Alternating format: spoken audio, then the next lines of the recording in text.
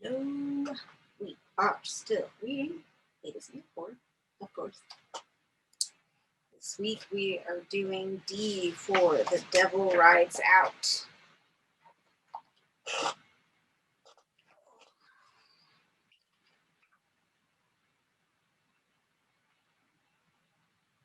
I have not seen this film, so this is going to be interesting for me because I have no idea and I don't know anything about it.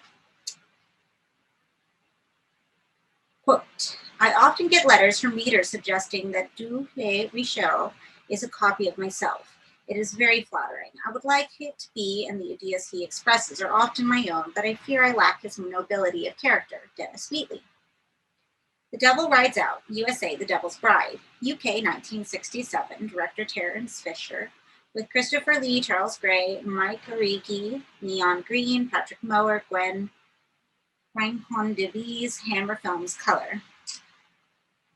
Entertaining adaptation of Dennis Wheatley's classic novel scripted by Richard Matheson, Lee makes a perfect Duke Richelieu battling to rescue his friend Simon Aran Mower from a black magic coven controlled by High Priest Mukata, a suitably villainous Grey.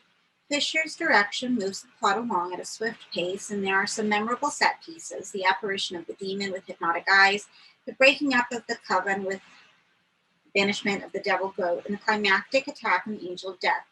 However, the supporting cast is surprisingly weak for Hammer, and the special effects, particularly an unconvincing giant spider, are not as good as they should be.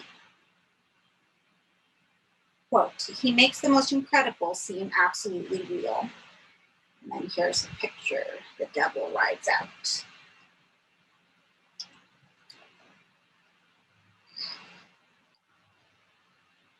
Whether it's at a country or a neighborhood, a old dark house, or your own body, horror thrives on environments.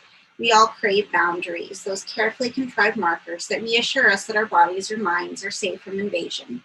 But what if those boundaries can be breached, or worse still, what if they're not keeping the horror outside, but just giving it a safe haven in here, with us?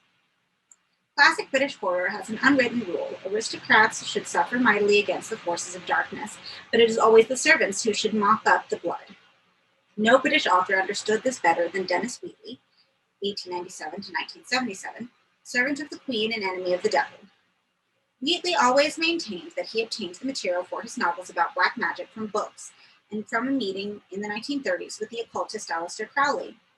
The literature of occultism is so immense that any conscientious writer can obtain from it an abundant material, he explained. I have spared no pains to secure accuracy of detail from existing accounts when describing magical rites or formulas for protection against evil, and these have been verified in conversation with certain persons sought out for the purpose who are actual practitioners of the art. I desire to state that I personally have never assisted at or participated in any ceremony connected with magic, black or white, he added. But I can tell a story. Yes, I can tell a story. That he certainly could. Dennis Wheatley, born London on 8 January 1897 into a family of wine merchants. He entered the business after his education and became the sole owner when his father died in 1926. From 1941 to 1944, he was wing commander on Sir Winston Churchill's joint planning staff of the War Cabinet. He began writing in the early 1930s, and his first novel, The Forbidden Territory, in 1933, became very successful. He continued to write in a number of genres, including espionage thrillers, historical romances, science fiction, and lost worlds, but he is best remembered today for his books about black magic and the occult. It is said that during one 48-hour period, Wheatley smoked 250 cigarettes, drank 5 magnums of champagne, and still managed to write 20,000 words. Despite a terrible snobbery inherent in much of his work, Wheatley was one of the most prolific and successful writers in this century. Quote, even as he spoke, the manifestation took on a clearer shape. The hands held forward almost in an attitude of prayer, but turned downward, became transformed into 2 great cloven hooves. Above rose the monstrous bearded head of a gigantic goat, appearing to be at least 3 times the size of any other which they had seen. The 2 slit eyes, slanting inwards and down, gave out a red, baleful light. Long, pointed ears cocked upwards from the sides of the shaggy head, and from the bald, horrible, unnatural, bony skull, which was caught by the light of the candles, 4 enormous curved horns spread out, sideways and up, from The Devil Rides Out by Dennis Wheatley. Here's a picture. Dennis Wheatley. According to author and journalist Stan Nichols, at the height of his popularity, which probably reached a peak around 1960, it is said that Dennis Wheatley had in print anywhere between 40 and 50 million copies of his books in 27 languages. Some of his books went through literally scores of printings in a year. Wheatley's books contained across their range a certain recipe, what these days we would call a formula. The recipe contained flying saucers, Satanists, stocking tops, Nazis, communists, car chases, fist fights, dashing heroes, and stocking tops. Oh, stocking tops is there. Stocking tops is in there 3 times. I thought I was reading it wrong. Ooh la la. For many of Wheatley's adolescent readers, the appeal of his books was undoubtedly a combination of titillating sex and horror. However, there was also a certain Englishness to his characters, who seemed to exist in a Britain that had never lost its empire. You could say that the part of the formula for Wheatley's occult novels, continues Nichols, indeed his novels as a whole, was this idea that you could somehow mechanicalistically confront the forces of chaos and disorder with the forces of order. It was almost militaristic. In fact, it's said that he had a very hardcore following among people who were in the military or ex-military, and it is possible to read his text in that sense. One organizes one's life in order to push back the boundaries of darkness. In the world of Dennis Wheatley, nowhere else outside these shores really exist. Foreigners should remain foreigners. If they intrude at all into our green little sphere, they tend to do so as villains, as moral degenerates, as instigators of dark and terrible religions. Actor Christopher Lee, who starred in 2 films based on Wheatley's books, sees another side of the author's work. I genuinely believe he wrote these books not just to make money and be a successful author, but they were also sort of morality plays, like some of the films I appeared in many years ago, where good always triumphs over evil. I found ample evidence, said Wheatley, that black magic is still practiced in London and other cities of the present day.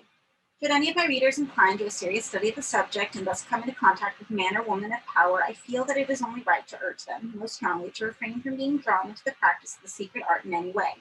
My own observations have led me in absolute conviction that to do so would bring them into dangers of a very real and concrete nature. Quote, suddenly Sabine threw the bedclothes back and for a moment lay fully revealed through her transparent nightie. Gregory felt his heart begin to pound and his mouth go dry. Hard to put it to keep his face expressionless. He wondered how long he would be able to resist temptation if she continued to display herself to him like this. Uneasily, he recalled having told her that in 6 months since he had been wounded and only another month or so was needed for his complete recovery from They Use Dark Forces by Dennis Wheatley. Quote, from the beginning, I have been incredibly lucky, yet it's not luck alone that has enabled me to fly year after year to beauty spots all over the world, enjoy the most expensive food, and knock back bumpers of champagne. Dennis Wheatley. Quote, Prince of Thriller Writers, Times Literary Supplement. Quote, Christopher Lee took the part of the Duke Le Rocheleau and played the role magnificently. Another factor which led to the great success of the film was that the scriptwriter stuck as far as film technique permitted to the story, Dennis Wheatley. And then I have selected books of Dennis Wheatley.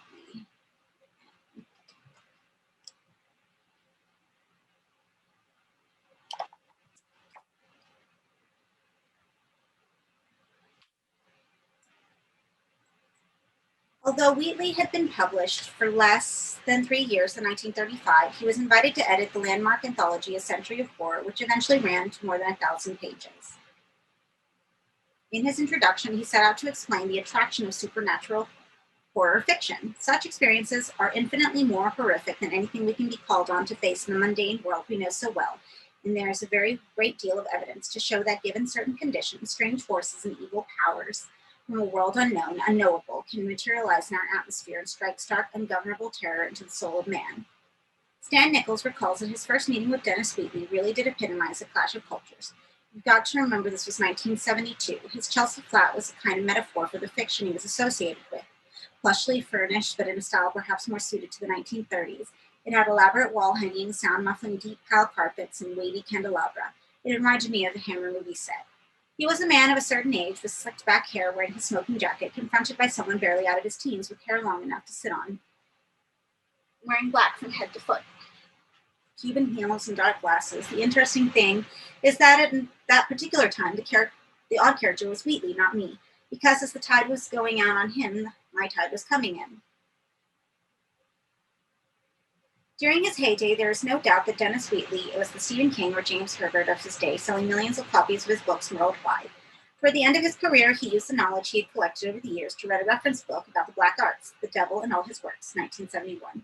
And in 1973, Sphere Books launched an ambitious series of reprints to include fiction and nonfiction under the title The Dennis Wheatley Library of the Occult. The original concept called for 450 volumes, drawing upon Wheatley's extensive knowledge of the fantastic and paranormal. In the end, less than 50 titles were published. Nichols was editorial consultant on the project. He recalls, I was given an enormous list of writers along with Wheatley's slightly eccentric versions of the titles of their books. I checked copyrights, located actual copies of the books to print form, and compiled biographies of the authors, which formed the basis of the introductions Wheatley was to write. The paradoxical thing about Wheatley was that privately he was a considerable expert on the occult and supernatural fiction, whereas his novels were considered misrepresentative and cheaply sensational by many people with an interest in the subject matter. He was a man of strong and entrenched opinions and saw himself as very much part of the establishment. He seemed to know everybody, and his conversation was littered with references to literary personalities, politicians, famous socialites, and various monarchs. My impression was that his views had been indelibly stamped on him in his younger days, when most of the map was still colored British red. Quote, the greatest adventure writer of our time, Daily Mail. Quote, only their strong guys is going to make their grade this trip pass. I'm sorry for their dames and their fellow who got smacked down by that war and their old puss here with their dicky leg, but they ain't got no chance no how. Their grub days eaten would keep us tough fellers going another day or maybe two. 6 folks less than this boat give us extra 60% chance of getting someplace or being picked up alive. Or so dare we 6 weakest folks is just unfortunate. They got to liquidate or just be liquidated like the Russian communist guys. Say, see? From Uncharted Seas by Dennis Wheatley. The Lost Continent, UK, 1968. Director Michael Carreras with Eric Porter, Hildebrand Neff, Susanna Lee, Tony Beckley, Nigel Stock, Neil McCallum. 7 Arts, Hammer Films Color. Studio-bound adaptation of Dennis Wheatley's novel Uncharted Seas. When a tramp steamer ends up among decaying galleons in this legendary Sargasso Sea, the motley collection of passengers discover a cargo full of dangerous explosions. The threat of flesh-eating seaweed and giant monsters, plus survivors of demented branch of the Spanish Inquisition. Enjoyable Hannah Hotham, started by Leslie Norman, ex of the Unknown, 1956, was replaced by producer-director Carreras, with Jimmy Hanley, James Cossins, Dana Gillespie, Victor Madden, Michael Ripper, and songs by the Peddlers. To the Devil, a Daughter, USA, Child of Satan, UK, West Germany, 1976, director Peter Sykes, with Richard Widmark, Christopher Lee, Honor Blackman, Denham Elliott, Natasha Kinski, Anthony Valentine, Hammer Films, Tara Kilmquist Color. The last of Hammer's original cycle of horror films is a well-made supernatural thriller based on the novel by Dennis Wheatley. The script by Christopher Wicking and John Peacock is muddled at times, but director Sykes keeps the plot moving along, helped by some fine performances and a nice use of London locations. Cult author John Verney, Widmark, confronts defrocked priest Father Michael Lee, who is attempting to bring the demon Azeroth to Earth through the soul of a young nun, 16-year-old Kinski. The movie obviously had a few production problems, perhaps best indicated by the abrupt ending in which Lee's satanic minion is defeated by being hit on the head with a rock. Quote, the best thing of its kind since Dracula. James Hilton on The Devil writes out, The Daily Telegraph. So here's The Lost Continent. And then this is To the Devil, a Daughter.